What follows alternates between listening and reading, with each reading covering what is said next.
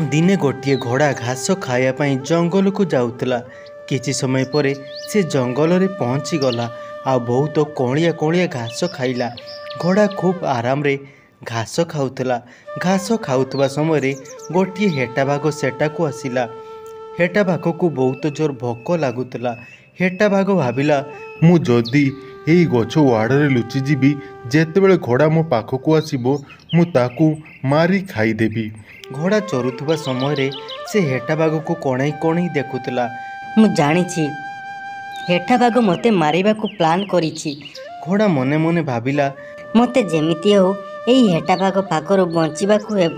तापर हेटा बाघ धीरे धीरे घोड़ा पाखक आसिला। घोड़ा हेटा बाघ को देखी छुटी छुटी चलिला। हेटा बाघ घोड़ा को पचारिला अरे घोड़ा भाई तमे छुटी छुटी कौन पाई चालुछ? घोड़ा कहला मो ଗୋଡ଼ରେ ଗୋଟିଏ କଣ୍ଟା ପଶି ଯାଇଛି, ସେଥିପାଇଁ ମୁଁ ଛୁଟେଇ ଛୁଟେଇ ଚାଲିଛି। ତମେ ଯଦି ମୋ ଗୋଡ଼ରୁ କଣ୍ଟାଟି ବାହାର କରିଦେଇଥାନ୍ତ ବହୁତ ଭଲ ହୁଅନ୍ତା।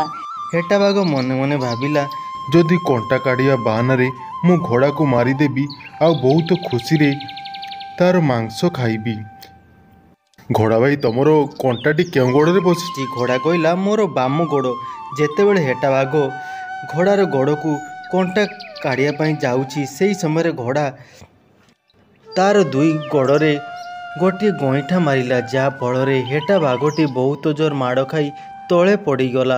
आउ हेटा बाघ माड़ खाई सारिया पर उठी देखिला घोड़ा बहुत जोर दौड़ी दौड़ी सेठारु पलाई गला।